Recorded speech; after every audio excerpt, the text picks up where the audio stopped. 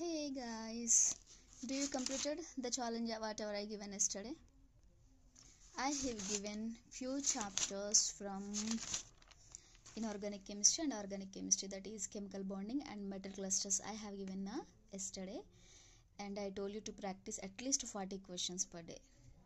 I don't know how many have you done. If you done really, please put it in a comment. Okay, from chemical bonding you have to read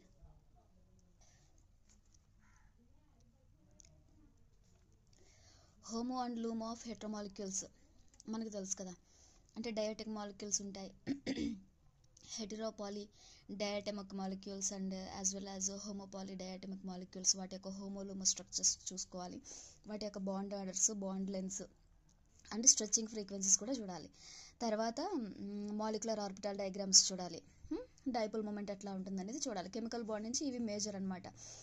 తర్వాత వాటి యొక్క హైబ్రిడైజేషను, geometries ఎట్లా వస్తాయి, ఇవన్నీ important కదా chemical బాండింగ్లో. ఇవన్నీ cover చేసుకున్నారని అనుకుంటున్నా.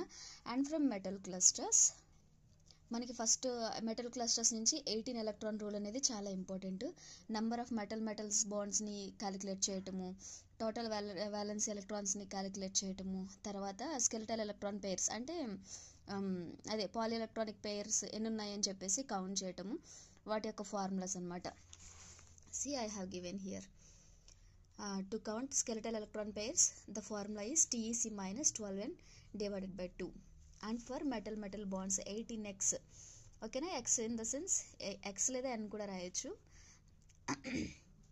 Number of metals anamata. TEC leda vitni TVN kuda antaru, divided by 2. This is the formula to find number of electrons in a complex kada. And ఇంకేం ఉన్నాయి కవర్ చేయడానికి,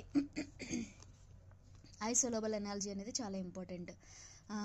తర్వాత ఫిషర్ అండ్ స్ట్రాక్ కార్బన్స్ గురించి cover చేయాలి. Weights మింగోస్ rule, అది కూడా అది types of boranes గురించి, కార్బోనైల్స్ గురించి ఉంటుంది, అది కూడా చెక్ చేయాలి.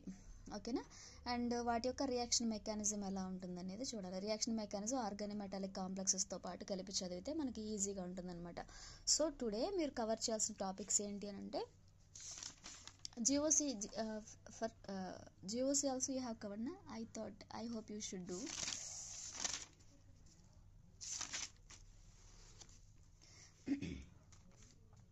if you completed reaction mechanism also, you can start coordination chemistry. If didn't completed yet, please start right now reaction mechanism. So reaction mechanism అనేది